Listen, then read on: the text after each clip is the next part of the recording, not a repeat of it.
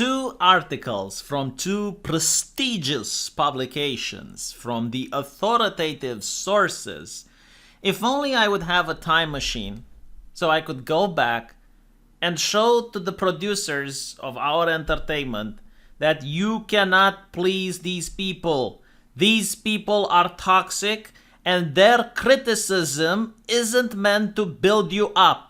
Their criticisms are designed to tear you down, to cause you to be unable to run a business because you constantly have to address their criticisms.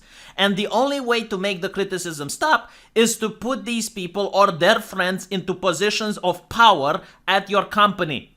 Imagine being Netflix and you have this employee that wants to work at your company, and in their resume they say, yes, I will work here, but with the condition that you do not get Dave Chappelle, with the condition that you do not do what's profitable for your company. The moment you hire me, I get to have executive decision on what goes on in your company, and if you don't listen to me, I will do walkout with your employees. I will organize your employees and I will blackmail you so that you only run the shows that I approve of. How many people do you think would do a hiring in that situation? If you were in charge of Netflix and you had an employee looking for a job and that was on his resume, do you think you'd have hired him? But now we are in a situation where these companies are being held hostage by ideologues masquerading as people working there.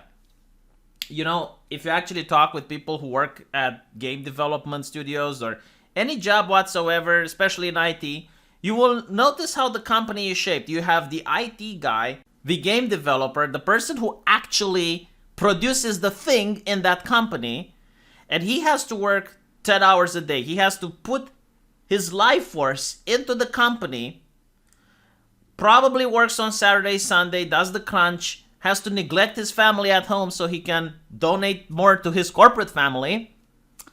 And then he also has to go to seminars where he's being lectured by what a racist piece of shit he is and how evil his family are and how his grandparents oppressed everyone and he is the worst person on earth. And then you have on top of that people who are being paid more, people who have more power. These are usually like the diversity officer, the human resource part of the company. And they get to work 2 to 3 hours a day doing jack shit.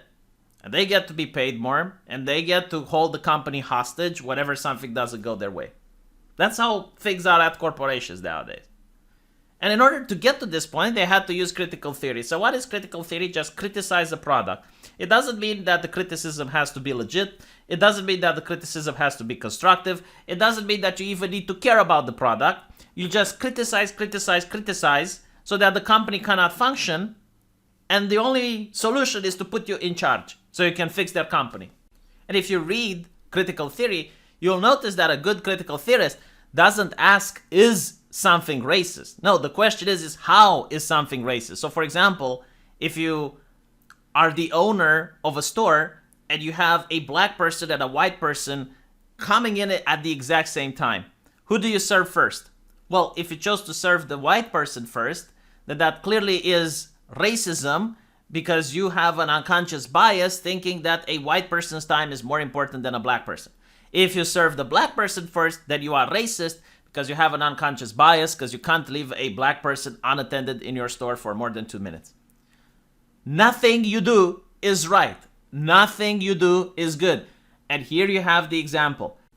If you try to include the Islamic influences from the book and the movie, it's not good enough. It will never be good enough. You see, you're using Middle Eastern tropes. You don't have real inclusion. You are actually guilty of the worst thing ever, which is cultural appropriation. You're a piece of shit. If you choose not to include Islam, then, well, the novel Dune had deep Islamic influences and you're erasing the Islamic influences. You're erasing the parts of the culture. You're removing diversity. Nothing you do pleases these people. And they're not interested in knowing, like, why didn't they include those Islamic influences? Because if you actually read the book, you would know that the galaxy is suffering from a period of forced stagnation which lasted for over 10,000 years in reaction to a jihad against machine intelligence. So, in other words, They're going to liberate themselves by having someone to be known as a false prophet, which led the jihad, comprised of several desert dwellers called the Freemen, who are sitting on a massive natural source of energy against those constraints and then killed tens of billions in the process. So I wonder why there was a little bit of dilution involved in a movie that's supposed to also be shown in Saudi Arabia.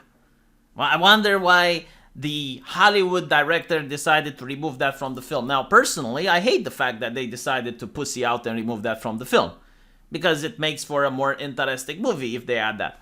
But yes, they had to delete it because in the book, Islam isn't portrayed as being very good, very progressive. In fact, it's being portrayed as being incredibly regressive. How regressive? 10,000 years of regressiveness.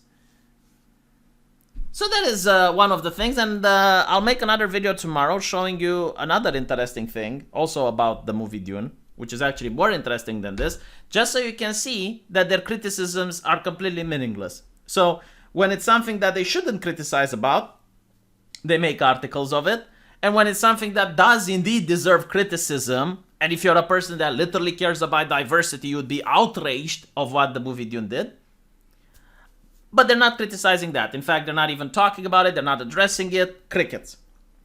So I'll see you guys tomorrow. Hopefully you liked this video. If you enjoyed it, you can buy some buyer's remorse. There's a link into the pinned comment. I would appreciate even the smallest donations. And I will see you guys in the comment section. Take care.